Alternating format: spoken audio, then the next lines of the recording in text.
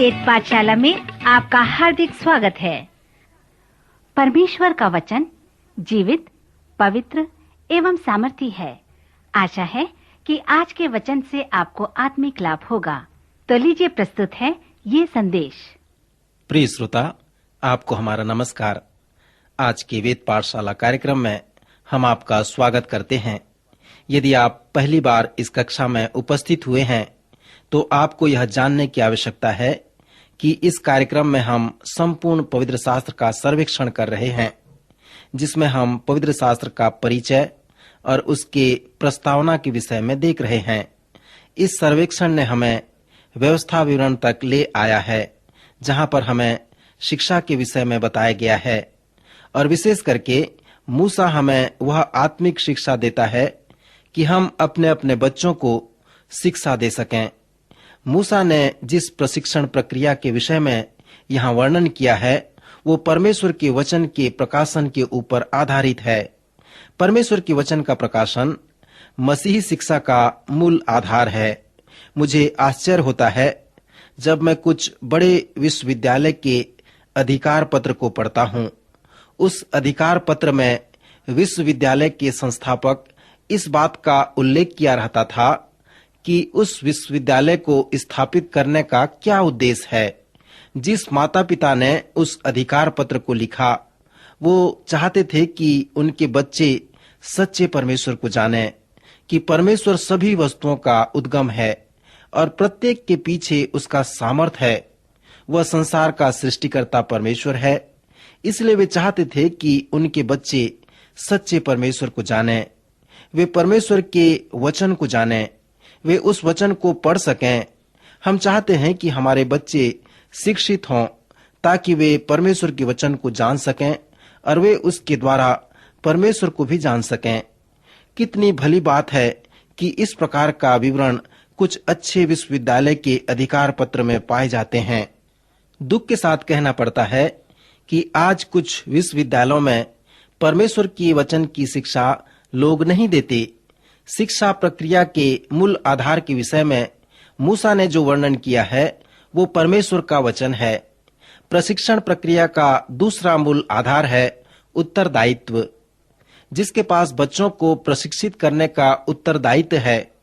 कुछ लोग सोचते हैं कि बच्चों का शिक्षित करने का उत्तरदायित्व प्रदेश के स्कूल व शिक्षकों का है। जब मैं बड़ा हो रहा था और यदि स्कूल नहीं जाना चाहता था तो शिक्षक अधिकारी मेरे पास आते थे और मुझे प्रोत्साहित करते थे कि मैं स्कूल जाऊं। यह उनका उत्तरदायित्व था कि मैं स्कूल जाकर शिक्षा प्राप्त करूं।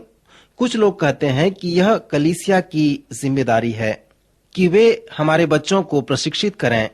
मैं अपने बच्चों को रविवारी स्कूल, जिसे संडे स्कूल कहते हैं, वहां पर ले जाया करता हूं और उन्हें वहां पर 30 मिनट के लिए छोड़ आता हूं। पर यह कलीसिया की जिम्मेदारी है कि वे मेरे बच्चों को ऐसी शिक्षा दें कि वे परमेश्वर से प्रेम रखें, परमेश्वर के वचन से प्रेम रखें और परमेश्वर के वचन का पालन करें। यह उनका कार्य है। यदि आप इस सच्चाई पर थोड़ा विचार करें तो यह हास्यास्पद होगा कि एक वर्ष में 8,760 घंटे होते हैं और यदि आपका बच्चा बिना अनुपस्थिति के प्रत्येक संडे स्कूल में जाता है तो वह वर्ष में 26 घंटा उस स्कूल में पढ़ता है। क्या आप सोचते हैं कि वह 26 घंटा उसके जीवन की आकृति को सुडौल व सुंदर बना देंगे? कुछ लोग हैं जो कहते हैं कि मैं अपने बच्चों को मसीही स्कूल में डालता हूं ताकि वो वहां पर 1080 घंटा समय दे सकें। मित्र, आप यहाँ पर उन स्कूलों के जिम्मेवारियों को देखें। यद्यपि वह बच्चा इतना समय स्कूल में बिताने के बाद भी उसके पास 6-7 घंटा और है जिसे वह आपके साथ बिता सकता है। यहाँ पर मूसा जो बच्चों की शिक्षा के विषय में बता रहा है वो है माता पिता का उत्तरदायित्व। मूसा ने कहा, तुम जो बच्चों के माता पिता हो, यह तुम्हारी जिम्मेदारी है कि तुम अपने बच्चों को सही शिक्षा दे सको। विशेष करके मूसा पिता को आदेश देता है और कहता है, यह वचन तुम्हारे हृदय में बना रहे और तब तुम इन्हें अपने बच्चों को सिखाते रहना। मैं विश्वास करता हूं कि मूसा यहाँ पर बहुत ही स्पष्ट है। वह कहता है कि यह पिता की जिम्मेदारी है कि वह अपने बच्चों को शिक्षा दे। यदि बच्चे परमेश्वर के विषय में केवल स्त्रियों से सीखेंगे तो बड़े होकर बच्चे यह विचार करेंगे कि धार्मिक शिक्षा देना स्त्रियों का कार्य है। परमेश्वर चाहता है कि प्रत्येक पुरुष पवित्र शास्त्र को अपने बच्चों को सिखाए। यशायाह जो भविष्यवक्ता था, उसने कहा बच्चों के पिता को चाहिए कि वे उन्हें परमेश्वर की सच्चाई के विषय में अवगत कराएं। सो हम देखते हैं कि जो उत्तरदायित्व है उसे सचमुच में एक घर के पिता को सौंपा गया है। जिस प्रकार जहाज में आदेश देने वाला अधिकारी अपने अधिकार का उपयोग करता है और अपने उत्तरदायित्व को पूरा करता है, उसी प्रकार एक घर के माता पिता भी अपने बच्चों की शिक्षा के लिए जिम्मेवार हैं। यद्यपि वे अपने अधिकार को अपनी सहायता के लिए दूसरों को सौंप सकते हैं, परंतु वे अपने उत्तरदायित्व को किसी को नहीं सौंप सकते। माता पिता अपने बच्चों को किसी कलीसिया, किसी स्कूल, किसी सार्वजनिक स्कूल में अपने बच्चों को शिक्षा के लिए भेज सकते हैं, परंतु वे उस उत्तरदायित्व को किसी को नहीं दे सकते, क्योंकि मूसा के अनुसार परमेश्वर ने उन्हें यह उत्तरदायित्व दिया है। प्रशिक्षण प्रक्रिया का तीसरा मूल आधार है संबंध। मूसा ने प्रचार किया कि जब तुम सुबह उनके साथ सोकर उठते हो, जब तुम उनके संग घर में बैठते हो, जब तुम उनके साथ बाहर जाते हो, जब तुम उनके साथ रात में सोने जाते हो, तो उन्हें परमेश्वर पिता के विषय में समझाकर सिखाया करो। श्रोता, मैंने इस सच्चाई के विषय अनेक पिताओं को बताया, परंतु पिताओं ने कहा ऐसा नहीं हो सकता, क्योंकि जब वे सोकर उठते हैं तो मैं वहां नहीं रहता, और जब वे बिस्तर में जाते हैं उस समय भी मैं वहां नहीं रहता। मैं उनके साथ कभी नहीं बैठता और न ही उनके साथ कहीं जाता हूँ। मैंने उन पिता से उत्तर देते हुए कहा, आप अपने लक्ष्य से चूक रहे हैं। आप वही कर रहे हैं जो अन्य लोग भी करते हैं। आप अपने संस्कृति का प्रतिपादन कर रहे हैं। मित्र, आपकी संस्कृति परमेश्वर के वचन का प्रतिपादन न करे, परंतु परमेश्वर का वचन आपकी संस्कृति का प्रतिपादन करने पाए। परमेश्वर का वचन कहता है कि तुम्हारे बच्चों के साथ तुम्हारा संबंध बने रहना चाहिए। प्रायः जब जवान प्रौढ़ होते हैं तो पिता व पुत्र जो शब्द उपयोग करते हैं और कहते हैं वंशावली अंतर है। मैंने एक पिता को कहते हुए सुना, उसने कहा मेरे व मेरे पुत्र की वंशावली के मध्य अंतर है या खाली स्थान है। मैंने उसके इस कथन को नहीं समझ सका, परंतु वास्तव में वो वंशावली में अंतर नहीं था, किंतु उनके संबंध में अंतर था।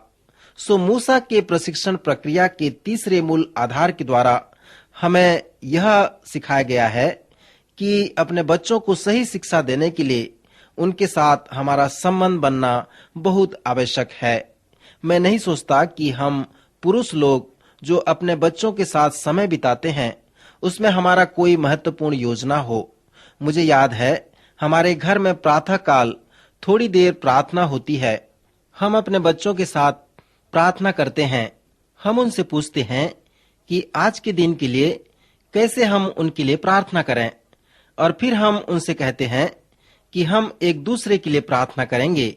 फिर संध्या जब हम मेज के पास बैठते हैं, वहां पर हम प्रत्येक बच्चों से यह प्रश्न पूछते हैं कि क्या आज का दिन तुम्हारे लिए अच्छा रहा या बुरा रहा? आज कौन सी अच्छी और कौन सी बुरी कार्य आपके जीवन में हुआ है? क्या तुम कुछ पूछना चाहते हो, कुछ दिखाना चाहते हो या कुछ बताना चाहते हो? एक दिन हमने अपने बच्चों से कहा कि यदि तुम्हें कुछ दिखाना है तो तुम उसे मेज के पास लाकर दिखाना। एक रात मेरा छोटा पुत्र एक तस्वीर अपने कुर्सी पर रखा हुआ था जिसे उसने उसी दिन अपने स्कूल में बनाया था। मेरी पत्नी जो एक शिक्षक है, उसने मुझसे कहा यह मत पूछो कि वह क्या है, परंतु यह पूछो कि उसके विषय में मुझे बताओ।